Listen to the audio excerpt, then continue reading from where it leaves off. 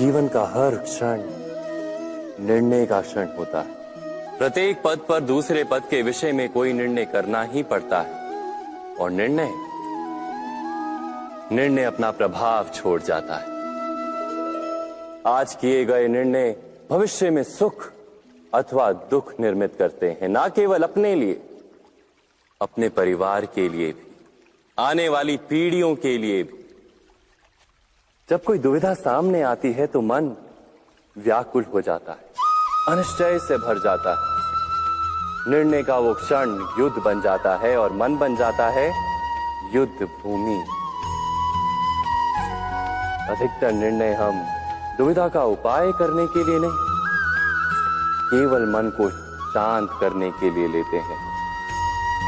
पर क्या कोई दौड़ते हुए भोजन कर सकता है? नहीं। तो क्या युद्ध से जूझता हुआ मन कोई योग्य निर्णय ले पाएगा? वास्तव में शांत मन से जब कोई निर्णय करता है तो अपने लिए सुखद भविष्य बनाता है। किंतु अपने मन को शांत करने के लिए जब कोई निर्णय करता है तो वो व्यक्ति भविष्य में अपने लिए कांटों भरा वृक्ष लगाता है। स्वयं विचार कीजिएगा।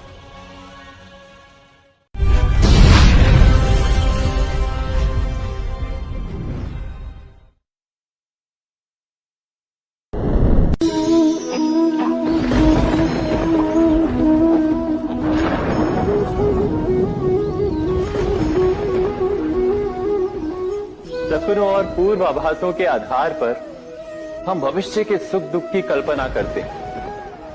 भविष्य के दुख का कारण दूर करने के लिए हम आज योजना बनाते हैं। किंतु कल के संकट को आज निर्मूल करने से हमें लाभ मिलता है या हानि पहुंचती है? ये प्रश्न हम कभी नहीं करते। सत्य तो ये है कि संकट और उसका निवारण साथ जन से, व्यक्ति के लिए भी और सृष्टि के लिए भी। नहीं, आप अपने भूतकाल का स्मरण कीजिए, इतिहास को देखिए। आप तुरंत ही ये जान पाएंगे कि जब जब संकट आता है तब तब उसका निवारण करने वाली शक्ति भी जन्म लेती है। यही तो जगत का चलन है। वस्तुतः संकट ही शक्ति के जन्म का कारण है। प्रत्येक व्यक्ति जब संकट से निकलता है तो एक पद आगे बढ़ा होता है, अधिक चमकता है, आत्मविश्वास से अधिक भरा होता है, ना केवल अपने लिए अपितु विश्व के लिए भी। क्या ये सत्य नहीं? वास्तव में संकट का जन्म है एक अवसर का जन्म, अपने आप को बदलने का, अपने विचारों को ऊंचाई पर करने का अवसर, अपनी आत्मा को बलवान और ज्ञान मंडित बनाने का अवसर। जो ये कर पाता है उसे कोई संकट नहीं होता, किंतु जो ये नहीं कर पाता वो तो स्वयं एक संकट है विश्व के लिए। विचार कीजिए।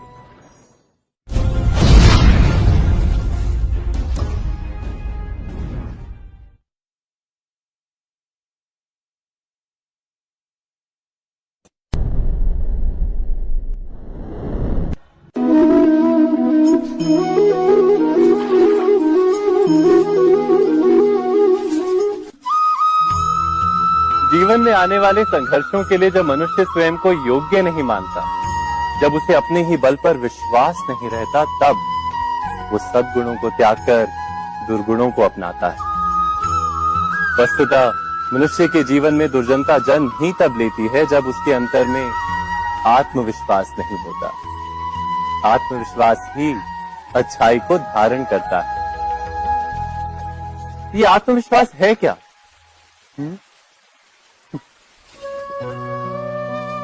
जब मनुष्य ये मानता है कि जीवन का संघर्ष उसे दुर्बल बनाता है, तो उसे अपने ऊपर विश्वास नहीं रहता। वो संघर्ष के पार जाने के बदले संघर्ष से छूटने के उपाय ढूंढने लगता है।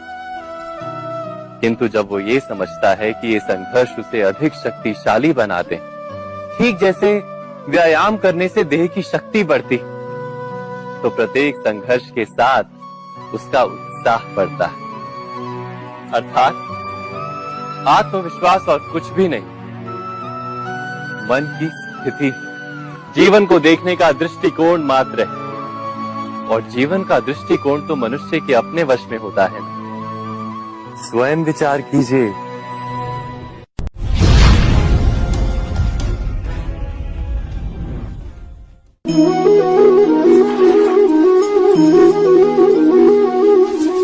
पिता सदा ही अपने संतान के सुख की कामना करते, उनके भविष्य की चिंता करते रहते।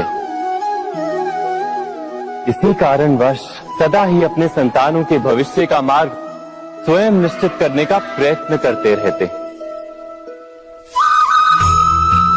जिस मार्ग पर पिता स्वयं चला है, जिस मार्ग के कंकर पत्थर को स्वयं देखा है, मार्ग की छाया, मार्ग की धूप को स्वयं जाना है, उसी मार्ग पर उसका पुत्र भी चले, यही इच्छा रहती है हर पिता की। निसंदेह उत्तम भावना है ये, किंतु 3 प्रश्नों के ऊपर विचार करना हम भूल ही जाते हैं। कौन से प्रश्न? प्रथम प्रश्न, क्या समय के साथ प्रत्येक मार्ग बदल नहीं जाते? क्या समय सदा ही नई चुनौतियों को लेकर नहीं आता? तो फिर बीते हुए समय के अनुभव नई पीढ़ी को किस प्रकार लाभ दे सकते हैं? दूसरा प्रश्न, क्या प्रत्येक संतान अपने माता पिता की छवि होता है? हाँ, संतानों को संस्कार तो अवश्य माता पिता देते हैं, किंतु भीतर की क्षमता तो ईश्वर देते हैं। तो जिस मार्ग पर पिता को सफलता मिली है, विश्वास है कि उसी मार्ग पर उसकी संतानों को भी सफलता और सुख प्राप्त होगा। तीसरा प्रश्न, क्या जीवन के संघर्ष और चुनौतियां लाभकारी नहीं होती? क्या प्रत्येक नया प्रश्न एक नए उत्तर का द्वार नहीं खोलता? तो फिर संतानों को नए नए प्रश्नों, संघर्षों और चुनौतियों से दूर रखना, ये उनके लिए लाभ करना कहलाएगा या हानि पहुंचाना? अर्थात जिस प्रकार संतान के भविष्य का निर्माण करने के बदले उसके चरित्र का निर्माण करना श्रेष्ठ है, वैसे संतानों के जीवन का मार्ग निश्चित करने के बदले उन्हें नए संघर्षों के साथ जूझने के लिए मनोबल व ज्ञान देना अधिक लाभदायक नहीं होगा? स्वयं विचार कीजिए।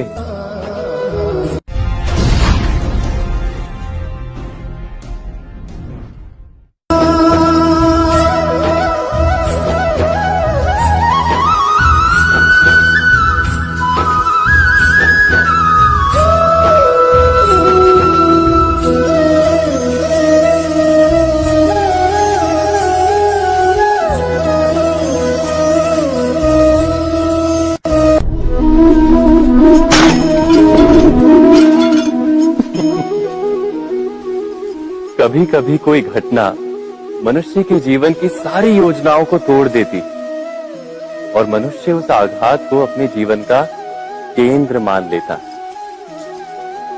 पर क्या भविष्य मनुष्य की योजनाओं के आधार पर निर्मित होते हैं? नहीं। जिस प्रकार किसी ऊंचे पर्वत पर सर्वप्रथम चढ़ने वाला उस पर्वत की तलाई में बैठकर जो योजना बनाता है, क्या वही योजना उसे उस पर्वत की चोटी तक पहुंचाती है? नहीं। वास्तव में वो जैसे जैसे ऊपर चढ़ता है, वैसे वैसे उसे नई नई चुनौतियां, नई नई विडंबनाएं, नए नए अवरोध मिलते हैं। प्रत्येक पद पर वो अपने अगले पद का निर्णय करता है। प्रत्येक पद पर उसे अपनी योजनाओं को बदलना पड़ता है। कहीं पुरानी योजना उसे खाई में ना ढकेल दे। वो पर्वत को अपने योग्य नहीं बना पाता, केवल स्वयं को पर्वत के योग्य बना सकता है। क्या जीवन के साथ भी ऐसा ही नहीं?